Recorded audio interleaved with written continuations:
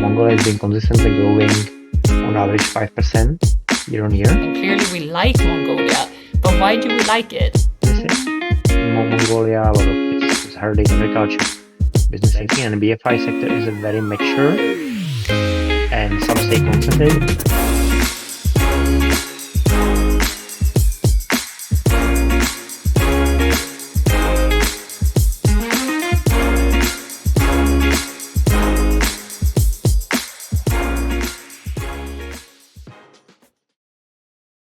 Hey everybody, welcome back to Kilde Talks Finance. We are here with Radek, our CEO and co-founder, and we are going to ask him some questions today, specifically around Mongolia. And if you have logged on to the Kilde platform, you might have seen that we have a handful of non-bank financial institutions that we work with in Mongolia, and clearly we like Mongolia. But why do we like it? It's an amazing country. Apart from the It's food, actually the nature. the nature is definitely very beautiful. The winter can be a little bit harsh there. Yeah. So uh, I find a lot of parallels between Mongolia and Indonesia in the sense that it's good that we recently did Indonesia as well. Because Mongolia also has Indonesia a young population. Also on top Mongolia has the highly educated population. That's good. Mongolia has been consistently growing on average 5% year on year. Again, a very similar story as Indonesia. Mongolia is also a very resource-rich country with coal, rare minerals, and other economically beneficial minerals in there. And where Mongolia is different is obviously a landlocked country, versus the Indonesia is the sea around, is everywhere.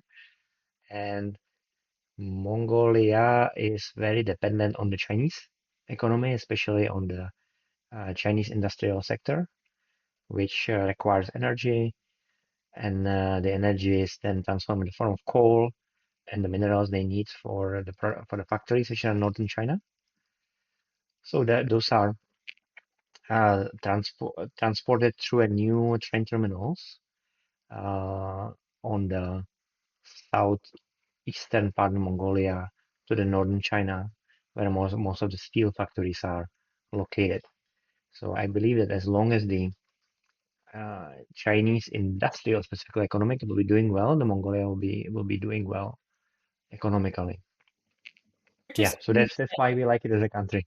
I like the summary. And is that fair to say that as an investor, you almost get a bit of indirect exposure to the Chinese industrial ecosystem by investing in these MBFI in Mongolia? That's the way how I think about it. And coming to the NBFI sector, I think Mongolia has a few banks which dominate the whole market. Pretty much the banking and BFI sector is a very mature and some say concentrated. There's a lot of MBFIs actually in Mongolia. We only focus on the top 10. Right? We don't go to the long tail, but a lot of them, more than 100 definitely, of them. And they are serving the SMEs. There's a very strong entrepreneurial trading businesses in Mongolia. A lot of this herding agriculture businesses. Also a lot of micro SMEs and a lot of consumers as well are using MBFIs. The market is relatively consolidated among the, again, top 5 players. In Mongolia, some of them are in our portfolio.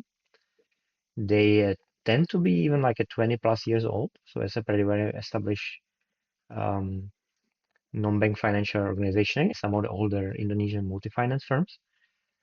And they are this like disruptors or those I would say more technological players like Lindemann, for instance, one of them in our portfolio as well, which are coming with the mobile first approach to the lending and more innovative lending products.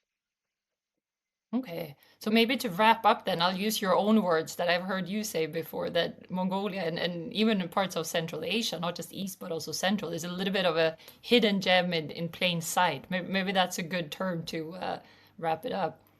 I think that Mongolia is a hidden gem. I concur with you. It's a hidden gem, yes.